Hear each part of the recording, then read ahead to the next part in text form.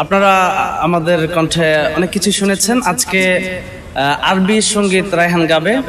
আমি আগে বলি যে আমরা যখন একসাথে কোথাও বসি তখন কিন্তু আমাদের সঙ্গীত চর্চাটা থাকে। হ্যাঁ, মাঝখানে একটু তাশরিফ ভাই বললো যে আরবি সঙ্গীত গাওয়া যায় কিনা, ঠিক না? আমরা অনেক দিন যাবত আরবি সঙ্গীত ধরি না, আজকে কেমন লাগতেছে এটা শুনে।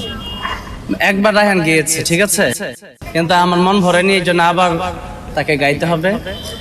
আর এখন আমিও একটু গাওয়ার চেষ্টা করবো তার সাথে, সেজন্য দ্বিতীয়বার গাওয়ানো হচ্ছে রায়হানকে দিয়ে। আচ্ছা, তাহলে শুরু করি ইনশাআল্লাহ।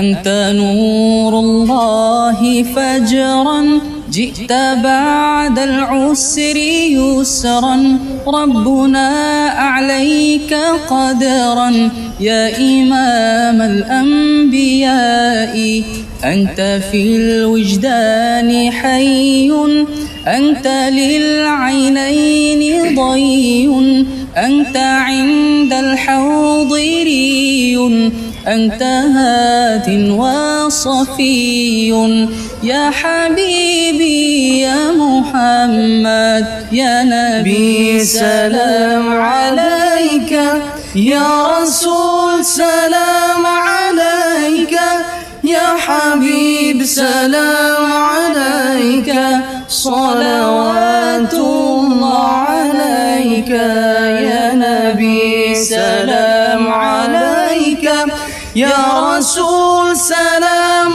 عليك يا حبيب سلام عليك صلوات الله عليك يرتوي بالحب قلبي حب خير رسل ربي من به أبصرت دردي يا شفيعي يا رسول الله أيها المختار فينا زادنا الحب حنينا جئتنا بالخير دينا يا ختام المرسلين يا حبيبي يا محمد يا نبي سلام عليك يا رسول سلام عليك يا حبيب سلام